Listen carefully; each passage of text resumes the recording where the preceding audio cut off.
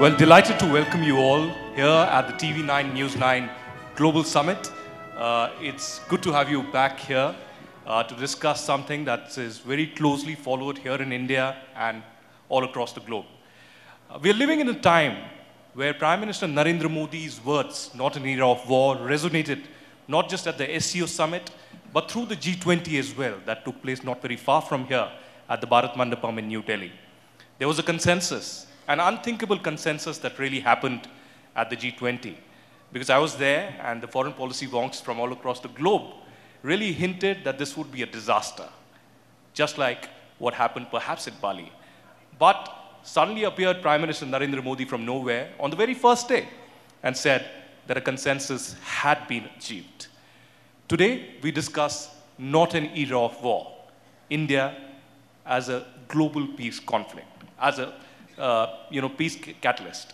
And at the same time, we have to also understand and sink in this reality that we are living in a time when there are two simultaneous wars happening. There's been enough devastation after the 7th October terror attacks in southern Israel, in Gaza as well. And at the same time, with the statement from Ukraine which said that 31,000 lives have been lost ever since the war 2 years ago. What is the end game for Russia? What is the end game for Israel here in this war? And of course, just like the Honorable Tony Abbott really mentioned a few minutes ago, that people are closely monitoring developments in Taiwan as well. Valina, let me come to you first. Well, you spoke recently at ShivSena, you've spoken in Cape Town before this, and you've been observing developments in Europe very, very closely. We've had a situation where Prime Minister Narendra Modi has been speaking both to the Russian president and, of course, Zelensky from Ukraine. We've decided to have a very independent position to the shock of many in Europe. From the day one, if I could say so, they've been preaching India in many ways. And we've seen External Affairs Minister Jaishankar's remarks on this as well. But how do you see the situation developing now? And how do you see India's role in this new international order? Thank you for having me. It's a great pleasure being here. Let me first outline very shortly how I see the, let's say, ongoing war. In my view, the war will continue at least up until 2025, 2026. We are going to face a new let's say, stage of escalation. This year, Russia has the upper hand. It is going to further mobilize. It has successfully bypassed Western sanctions, let's say to a great extent, even though that the West will introduce further packages. As we speak, just the 13th package was introduced by the European Union, apropos for the very first time also including an Indian company. And at the same time, actually, we've heard already from the speech of Mr. Abbott, the goal, the calculus of Russia is very clear what it is really about. It's first and foremost about, of course, Ukraine, and it is about the whole of Ukraine. So the longer the war lasts, the less of Ukraine will remain from Russia's position. That means that in a next step, they can move again against let's say, the capital, Kiev, and they can try to seize more territory. But in the meantime, of course, they will be eyeing diplomatic negotiations. Why? Because this will legitimize already the controlled territories. Right now, they control around 17 to 18% of Ukraine's territory. They also want to legitimize Crimea as Russian one. So all we know, it is about the subjugation of the whole of Ukraine, but it is about more than that. Russia wants a new European security order. In fact, it wants to destroy the current security order, which has been more or less built up and settled for the last 30 years following the end of the Cold War. Russia wants a new game in which it could actually play off different European states against each other. It could have Russia-friendly governments, because we will have also elections, and at some point of time in the future, as you know, there will be economic repercussions, there will be greater geo-economic pain, and we have already actually a lot of things happening in terms of political forces, for instance, on the far right, but also on the far left, which pretty much actually side with the Russian position. But it is also about a new position of Russia in a new great game, in the long game, which is actually the new global order, where two forces, United States and China, are competing over the future of the global order. And here, Russia wants the pole position. Russia is a game changer. Russia has sided with China before making a move on Ukraine. And by siding with China, it has gotten also the comprehensive support. So what is India's stake here? First and foremost, India is going to bet on India. So it's going to try to take the best of the two worlds. In fact, I will argue that it is in all our interest to have a very strong India, geopolitically and geoeconomically, because this is probably the only breach in the world right now, trying to somehow balance two almost impossible, actually, partners. That is the West on the one side and Russia and China by extension on the other. So it is only India that is able to talk to all of this, you know, relevant players and try to talk some sense, because of the worst case scenario, which is a kind of, let's say, miscalculation, or even, as some worry, the breakout of a third, you know, world war, or even nuclear exchange. Now, I myself don't see this kind of risk happening, neither nuclear exchange, nor actually a World War III. In fact, what I see is already the manifestation of a Cold War 2.0, like I said, between the West on the one side and China and Russia on the other. It's not just China, it's China and Russia. And here, India is going to play a critical role to, like I said, to bridge these two impossible worlds. Well, certainly there's a rebalancing that is at play here. And the question really is also that is the West increasingly pushing Russia towards China. But there are territorial advances that Russia had recently, just ahead of the elections, if I can call them elections in Russia. And at the same time, the war hasn't seen the last day yet. But Ambassador Gillon, if I can come to you, the second war will enter the 6th month in a few days from now. We've had enough devastation. Of course, India was one of the first countries to condemn the terror attack in southern Israel, which lost, unfortunately, more than 1,400 lives. We saw the gory visuals out there. And immediately after that, Israel went into Gaza to create a new reality, a new Gaza, a new paradigm shift in that area, really. But now, there have been enough violence. You know, more than 29,000 people, according to the local officials at least, who have died.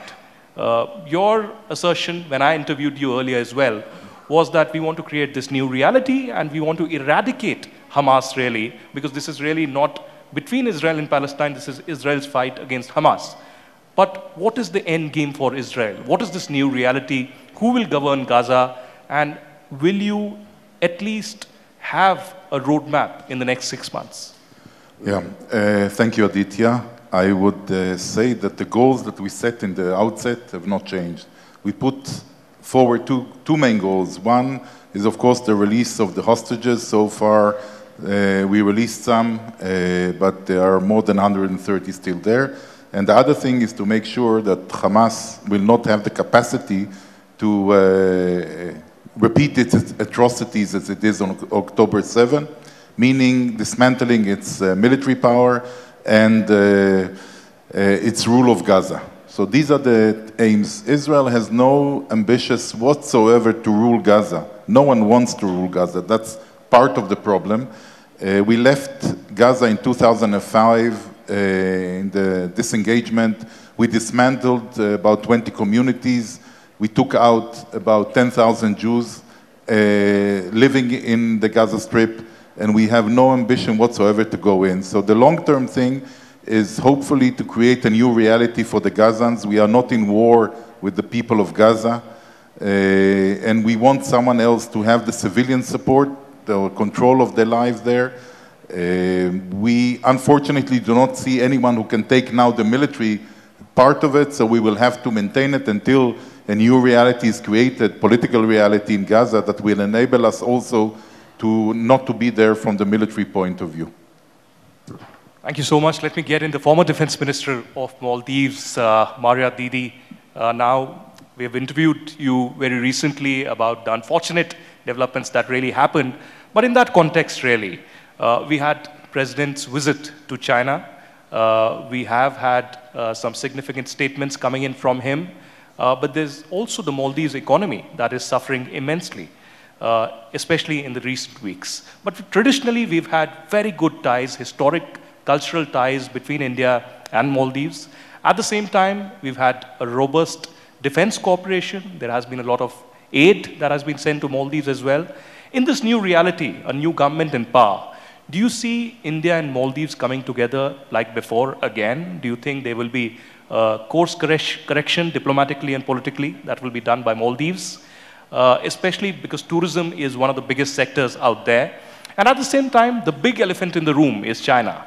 At a time when the Chinese spy ship through Sri Lanka has moved towards Maldives, where do you see this equation, really? Because China is pretty far from Maldives, and as always known in the last many years, India has been the 911 call for Maldives all the time, and India has displayed brotherhood always. How do you see the relations up ahead? Interesting question. First of all, thank you very much for inviting me. It's nice to be back in incredible India, a place where I was first introduced to unity in diversity. I did my schooling here, and where I had the first taste for democracy. Now,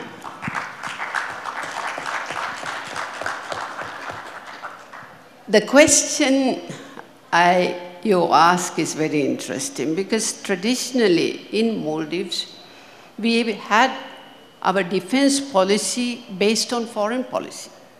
And the policy has always been that, we don't encourage aggression.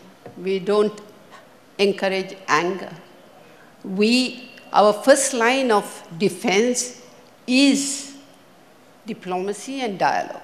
The second line of defense is also diplomacy and dialogue. And as third and last final thing, we only work as a defense force, the Maldivian defense force.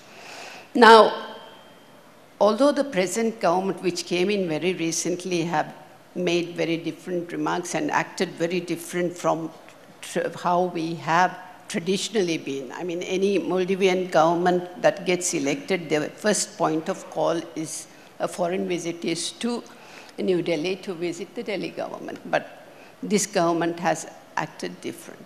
Now, what is happening is the Indian Ocean has become a hotspot for strategic rivalry. And Maldives, everybody knows Maldives to be this very super holiday destination, famous for its like Louis Vuitton of resorts. But the changing strategic environment and strategic rivalry, and also Maldives having through or near its archipelago sea lanes of communication, which is makes up about 1/3 of the global commerce. There has been increasing rivalry, and that is affecting the Maldives' domestic politics as well. So we see a shift, but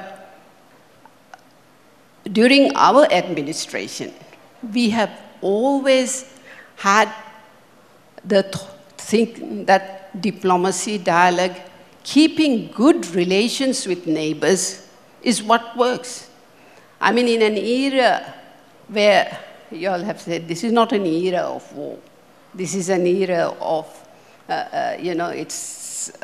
and where the topic today is where India can be a global peacemaker, its role. The thing is, we do not want our territory to be a place for proxy wars or anything like that. You know, there was this war in Europe, and it has affected our tourism industry. Ukraine was amongst the 10 top arrivals in Maldives pre-war. Now, we do not have any tourists coming from Ukraine, and that has a significant impact on Maldives. Even otherwise, when there's a war in Europe, certain uncertainties that it creates has impact on Maldives too. So we cannot think of any country that will not be affected, because we are talking about Maldives, a smaller nation because it's a group of islands. But we are still talking about an impact any war anywhere creates on our economies as well. So for us to get into this rivalry and try to take sides is not how we want it to be. As you said, we've always had good ties with India. India has been our first responder, and I believe, you know, will be as well, you know, because it is natural. Look at our, if you look at our threats, security threats as well, it's all transnational. You know, climate change, which is an existential threat to us. If something happens to our country, just like the Asian tsunami, the closest neighbor who will come and who can come to help would be India, because we are just about 700 kilometers from Cochin. And if you look at a major oil spill, because the sea lanes of communication goes through or near Maldives, the 8-degree channel has about 16 million barrels of crude oil passing through it. So if there is a major oil spill, just like what happened in Sri Lanka, India was there to help them.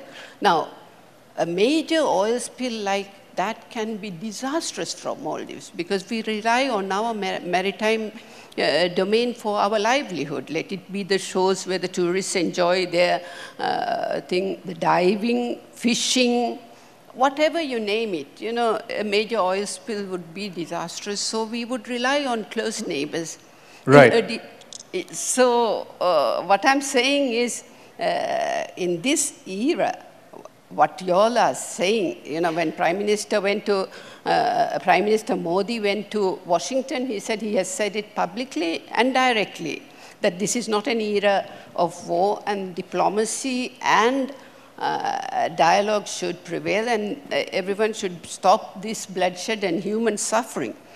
Now, India is part of the United Nations. India is part of the Quad. India is part of SAARC. India is part of the BRICS as well. So they are poised, you know, for being a global peacemaker. And you have publicly said that you do not want to see an era of war. And we Maldivians have always subscribed to peace and stability in the region. Absolutely. Well, that's the theme of the summit as well, India poised for the next big leap. But Ambassador Akbaruddin, you are someone who has worked very closely with Prime Minister Narendra Modi in different capacities over the last 1 decade. And you've seen the significant shifts that have happened in this foreign policy. India's power push, India being known, recognized, and consulted at the global forums. And particularly, you also dealt with China and Pakistan very closely, especially at the United Nations.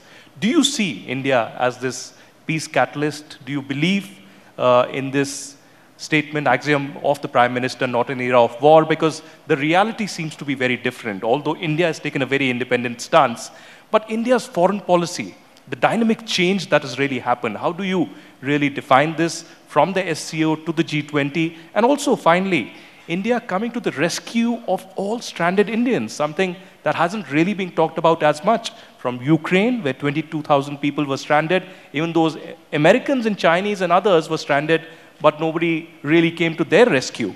At the same time, recently in Qatar, the 8 Navy veterans who were rescued, the unthinkable rescue and release that really happened. How do you define this change in the foreign policy, the dynamic energy that Prime Minister really brings in?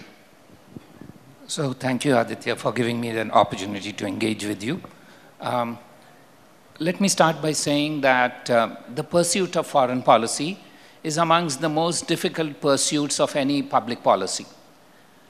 Because we work in an architecture where there is no sovereign, unlike domestic politics where there is sovereign authority.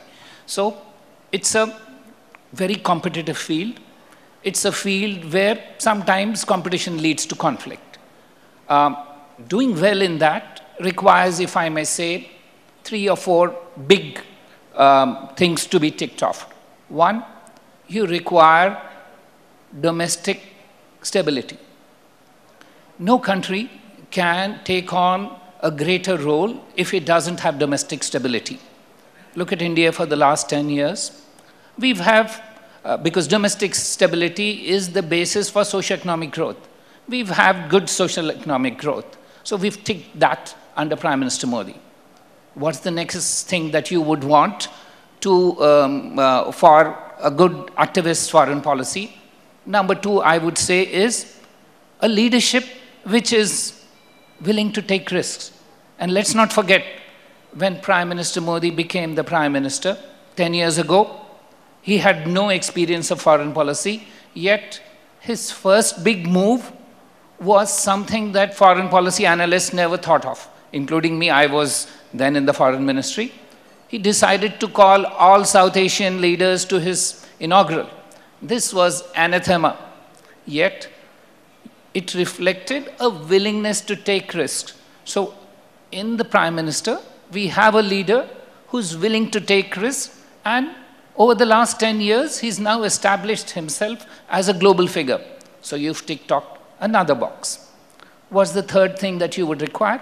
You require a good tool or instrument of foreign policy in the diplomatic service. And India has always had a diplomatic service which has been well known for its diplomatic prowess. It's now increased in size. It's now becoming more globalist in its nature internally, in the sense we are taking in people from others. So you've ticked 3 boxes. What is left? The 4th box is you need opportunities. And as was said, that this is a period of tumult. This is a period where there are challenges, but amongst challenges have been numerous opportunities. You've listed some of them. So what happens if you have an period of tumult with opportunities? All you need is a willingness to be more active. And a growing India has shown that. When Prime Minister Modi says that this is not an era of war, it doesn't mean that there will not be wars, because wars are endemic, conflict is endemic to the international system. What he means is that there are no solutions that can be brought about by wars. So if there are no solutions that are going to be brought about by wars, you need other solutions, and that perhaps diplomacy, peacemaking, etc. are the way. So I would think, going forward, if India ticks all the 3-4 boxes above and the world is going to be tumultuous, get ready for a more activist foreign policy where India starts shouldering greater public goods. It's not only in terms of our digital infrastructure, but also in terms of peace and security. So I would think down the line, towards the end of this year, you will find a more activist India, more keen to be willing to take on global responsibilities of a kind it has not taken in the past. If I can just quickly, because we are out of time now, Valina, you recently in Cape Town said that India is a leader of the global South. But where does where does it put China really? Is China, on the other hand, looking to be the leader of the global North? Yes, what we are going to witness is a kind of a geoeconomic competition between China and India, and to some extent also Russia, because Russia has still the Soviet networks in many of these countries, in Latin America, in Africa, in Asia. And if you operate with my scenario, which is, as I said, Cold War 2.0, with a lot of hotspots as we speak, the number of military conflicts and war is the highest since the end of the Cold War. right? So you're going to have more of these hotspots, and of course, a lot of them, unfortunately, are going to happen in the global south. So there will be a dire need for more voices, you know, for those who are voiceless. And here, India is going to present its own narrative. As it was already outlined, it's going to be a narrative of a, you know, new power that doesn't have a colonial past. Of course, Russia's narrative is to create actually an anti-imperial, anti-American, anti-colonial narrative, and it has successfully worked in the past, and I argue it will once again successfully work in the future. And China has a geoeconomic competition there. It is about the BRI. A lot of these countries are, to some extent, indebted. And of course, it is about the Chinese, you know, presence and the way how China actually understands geostrategy. So what we may see is, of course, a kind of a competition with obviously non-military means about transport corridors, energy corridors, infrastructure projects, that kind of things. But more so, of course, we will see a bigger push for the G20 as, let's say, counter-narrative to the G7, because the G20 is all about development.